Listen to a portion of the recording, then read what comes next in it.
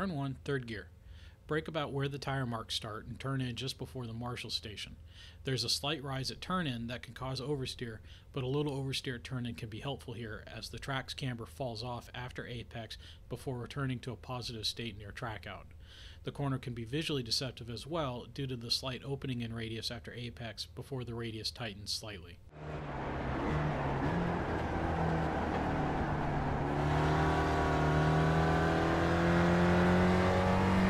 Turn 2, third gear.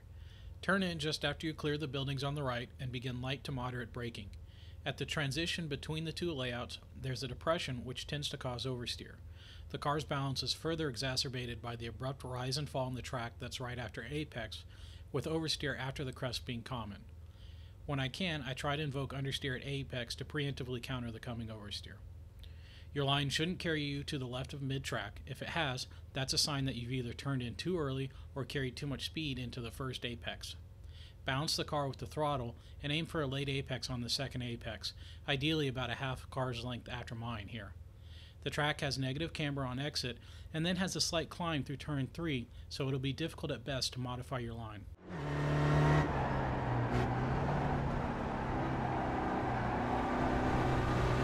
Turn 3, third gear.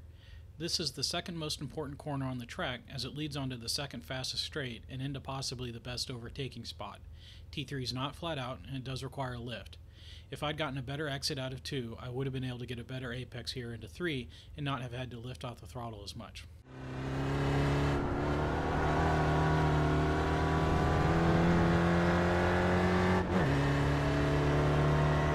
Turn 4, Redmond, second gear. Brake just after the 50 marker and trail brake deeply into the corner, almost all the way to apex. I tried to carry just too much speed after turn in and that caused the oversteer. I usually shift into third before T5, but it's probably smarter to stay in second gear in the uphill to avoid the rapid up and down shift.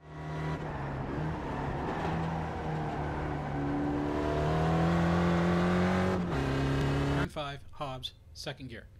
There's a small depression on the inside before apex, which will loosen the car before causing the car to move to understeer for the duration of the corner.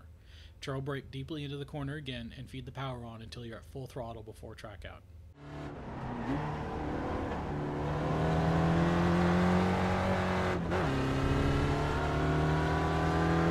Turn 6, Mike Knight, fourth gear. The apex here isn't visible until after turn in, which does make it a little more difficult. Put the right side wheels on the curbing, but don't drop them off the inside as the car's balance will be upset and you won't be able to recover before turn 7.